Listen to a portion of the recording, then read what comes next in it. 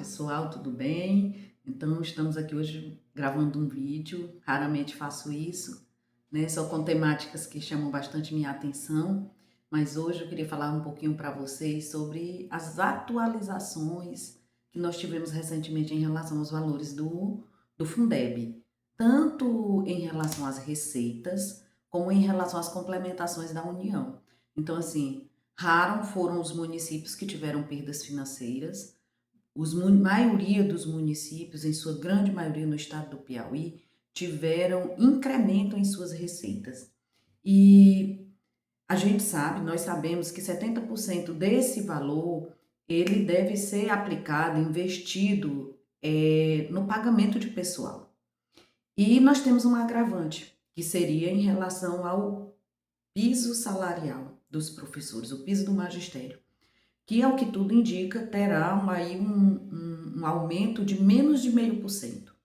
Então, isso chama a atenção para que as redes percebam que você vai ter que investir esses 70% em folha de pessoal, mas como não vai ter esse grande reajuste no piso, você vai ter que pensar em estratégias para ser justo na aplicação desses recursos. Então, eu estou aqui para falar de alguns pontos que chamam a minha atenção acompanhando redes de ensino.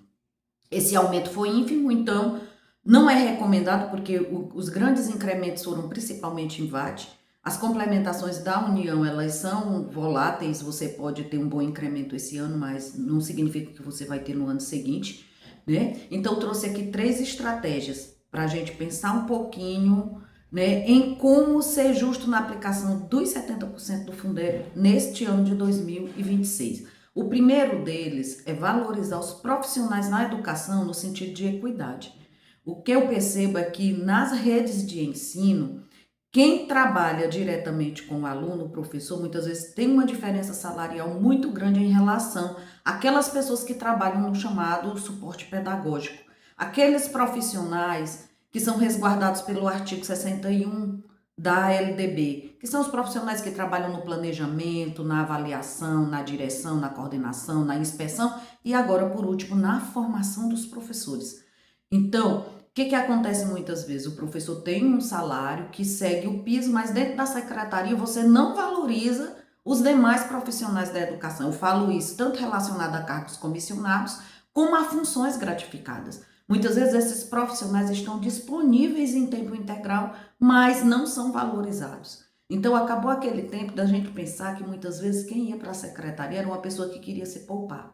Quem está hoje dentro da secretaria tem corresponsabilidade pelos indicadores de qualidade e de equidade que estão sendo estabelecidos para uma rede ou para uma escola. Então, como há cobrança, tem que ter reconhecimento. O segundo ponto, gente, é criar critérios e metas. Dentro de sua rede, você tem desafios. Você tem problemas que, de certa forma, afetam tanto a qualidade como a equidade em relação à educação.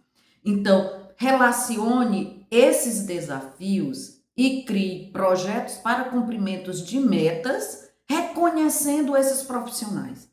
Então, na alfabetização nós temos desafio, mas hoje eu considero que nós temos um desafio muito maior, que é nos anos finais do ensino fundamental. Nós temos que passar a pensar em critérios para qualificar, né, e equalizar o ensino fundamental nos anos finais.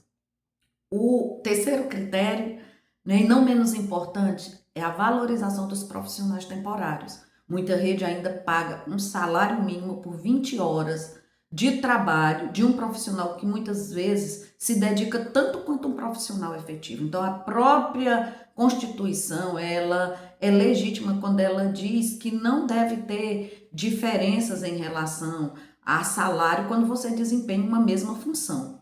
Então, o que a rede deve fazer? Deve tentar equalizar o salário desses profissionais aos demais profissionais efetivos. E a última ressalva que eu queria fazer é em relação aos planos de carreira.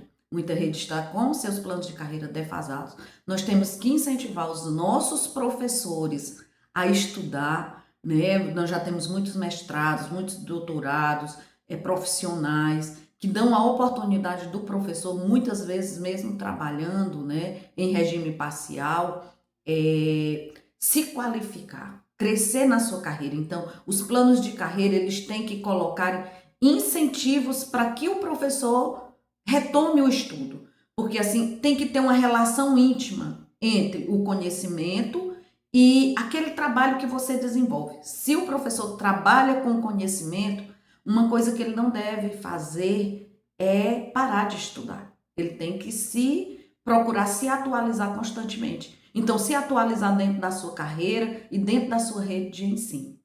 Bem, era isso. Meu muito obrigada e até breve.